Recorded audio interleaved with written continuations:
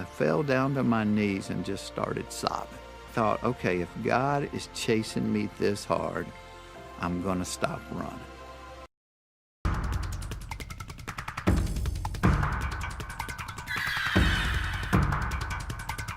Well, I'll tell you a cool story. Tuesday mornings, I work at the homeless mission downtown, and when I met this guy, and he was just a cool guy, and he worked down there, and I had always done a ton of charity stuff, kids with cancer and wounded warrior stuff, and this guy worked at the homeless mission, and he said, come down and have lunch with me. And of course, my first thought is, okay, what do you want? Do you want money from me? Do you want a free show? You know, do you want me to do your radio ads? And he's like, no, I just want you to come have lunch. And so, and I'm kind of ashamed to say here that I never really had a heart for homeless people. I mean, you know, I'd give them money at the corner, but I just wasn't invested in it. So I go down there, and we're sitting there having lunch at the mission, and this kid comes and sits down. He's like 22 years old. And my buddy Joshua, he says, Jason, tell him your story. Because I'm looking at him going, how are you homeless? You're 22, you know? And he said, well, when I was 10 years old, my mom killed herself. He said, well, next year my brother killed himself. He said, it's just me and my dad, and we were doing okay. And he said, my second year of college, my dad killed himself. And he said, I just got tired of hurting. Just kind of wanted to be numb. And so I started getting high and smoking crack. And that's how I ended up on the street. And as I'm listening to the story, I'm going, dude, I would have started smoking crack too. And then all of a sudden you're thinking, I could be him. I mean, but for the grace of God, if I lived that life, I could be him. And so Joshua, my buddy, and I went down there and had lunch a couple of times. And finally one day he said, I'll tell you what I want you to do. And I thought, here it comes. He's going to ask for the money. He said, I want you to lead a small group Bible study for some of these guys. And I'm thinking, really, out of all the people on the planet, you're asking me to do this? But I agreed to do it. So I show up that first Tuesday, and I couldn't get them to talk, because if they had ever been to church, you don't participate. You sit there and listen. And so I learned early on, okay, I got to come up with questions. So the second or third week, my question was, what is the Bible? And all I was trying to get out of them was that, unlike any other book, that it was alive, that different things talk to you at different times. As an example, I opened mine up to Romans, and I had like 7 different color highlighter pens. I said, okay, so at some point I've been on these 2 pages, and 7 different times something else spoke to me. And one guy said, well, it's just a book of rules. And my buddy, Chicken Man, who goes down there with me, he said, really, it's just a book of rules. It's just a book. And there was a trash can, and Chicken Man slid it in the middle of the floor, and he took his Bible and he threw it in the trash can. There was just a hush in the room.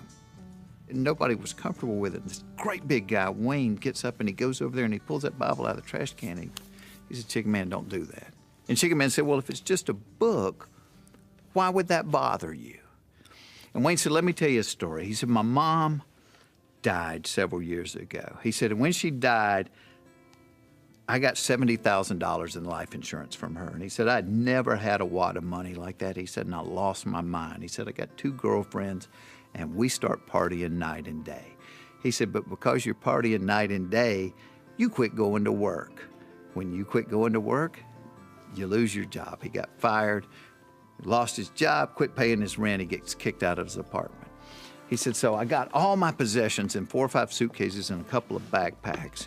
He said, and the only thing that I owned from my mom was my Bible from when I was a kid. He said, and on the inside page, my mother had written me a love letter when I was a kid. He said, but we are drinking, we're smoking crack. He said, and I don't have a place to live, so we go over to the west side of town, and we're in these cheap motels, and the party's rolling night and day. We're smoking crack and having a big time. He said, but as we're bouncing from hotel to hotel, I keep losing my stuff.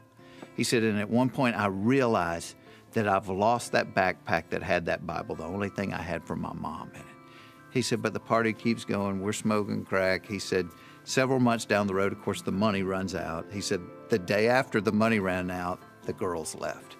He said, so now I don't have a job, I don't have an apartment, I'm a crack addict, and I'm on the street. He said, I'm on the street bumming money so I can get high for 1.5 years. One day this guy comes along, and he said, I got a job for you. He said, I guess I did a good job, because a week or so later, same guy shows back up. He said, you did a good job last time, so I need you and another guy to help me do something. He said, and there was another homeless guy reading a newspaper, and he thought, hey, if he can read, he's smart. So he got the two of us, and he said he took us in his car over 100 miles away from Atlanta.